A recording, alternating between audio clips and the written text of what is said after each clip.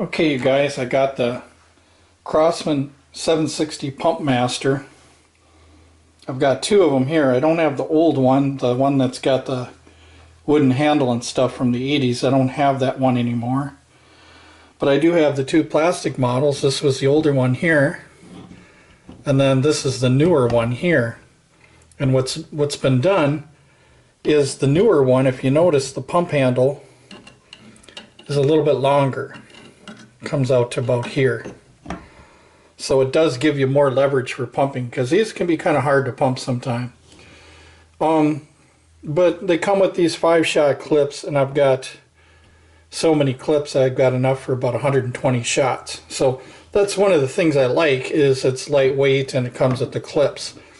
So the clips do help. But anyway, I'm going to put this one away for now and then concentrate on the new 760 there.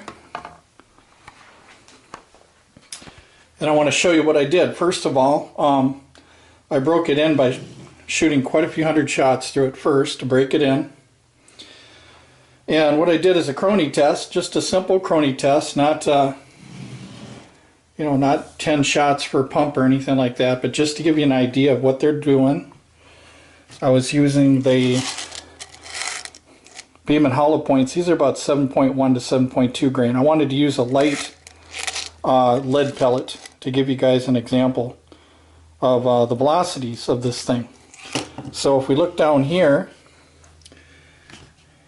if you pump it one time, it's 104. Now with some pellets, it might jam in there if you only pump it once, so I recommend always pump 2 times. But you can tell that one, it's hardly coming out of the barrel, having some trouble, 104 feet per second. 2 is 255, 3 is 352, 4 is 389, 5 is 454, 6 is 473, 7 is 505, 8 is 541, 9 is 564, and 10 is 578. Now to reach 25 yards, you have to have at least 425 to 450 feet per second. So to get that kind of trajectory, you're probably going to have to pump it 6 times to get out to 25 yards. No matter how you got it set on your ramp here, you still might have to pump it quite a few times to get out there. So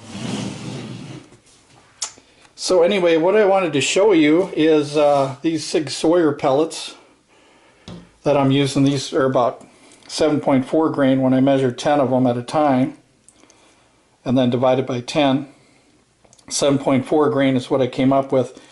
These are kind of similar to your H&N. They remind me quite a bit of H&N Finale Match pellets. Now I picked these up for about $9. You can see them on my other videos that I used them. So I got 500 here.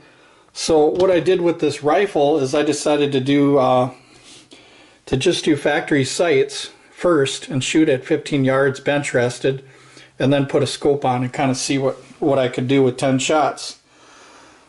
So as you know, this pellet is a match pellet. So if you look here, the muzzle velocity is 444 feet per second, and it's 15 yards. We're using 5 pumps, and I'm using a 4-power scope. And if you look here, you can tell that if you took all of the pellets, it's about a 1.5-inch group. If you took 80% of it, it's about 1. And 1 is really good because typically these smooth bores do about 1.5 at 15 yards with 10 shots. So 1.5 is okay. If you get under that, that's really good for a smooth bore. And then over here, just with factory sights, you can see all of them are 2 1/4, and 80% of them are 1 3/4 for the 10-shot group here. So this is the debate where you wonder if you should put a scope on or not. And the answer to that question is, if you're going further out, you probably could put a 4-power scope on this thing to get a little bit more accuracy, unless your eyes are good. Now, my eyes aren't the best, but there have been times when I did the same groups with factory sights as I did with scopes at 15 yards. That's happened quite a few times. But it doesn't always happen, say, like at 25 yards and further distances. So when you put a scope on this, or if you should decide to put a scope on it, you have to think about your distance that you're shooting.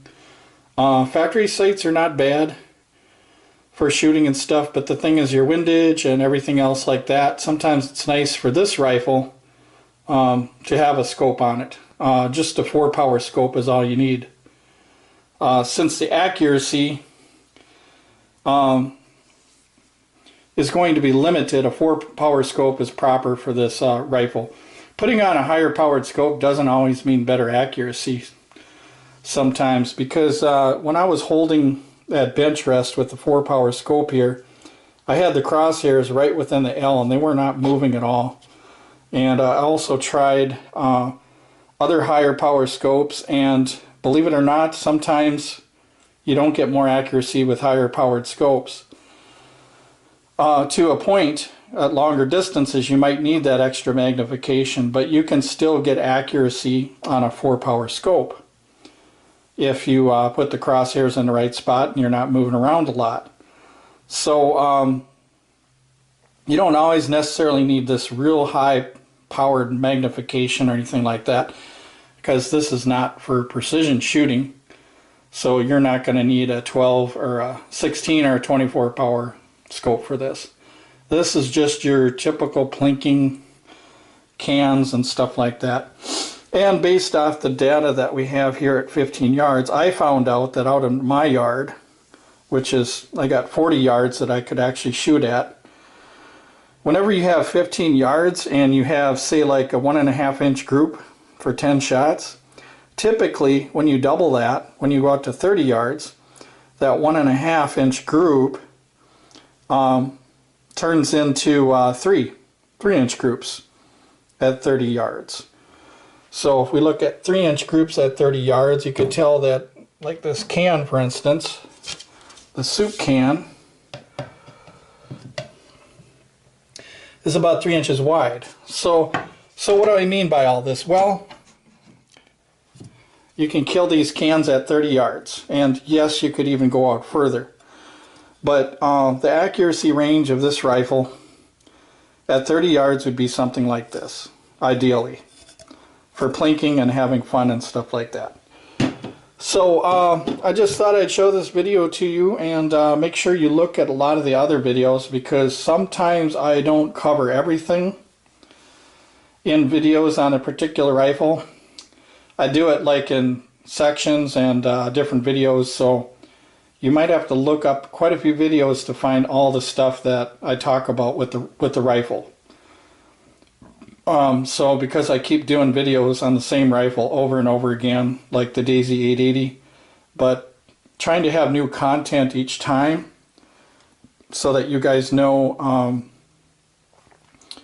what's new as far as the pellets that I'm using. And then also it's going to be springtime out in the yard here, so I'm going to be shooting out in the yard more often when it's spring, so you guys will be able to see some more shooting out there too, like I did last spring and summer. So anyway, thanks for watching the video, you guys.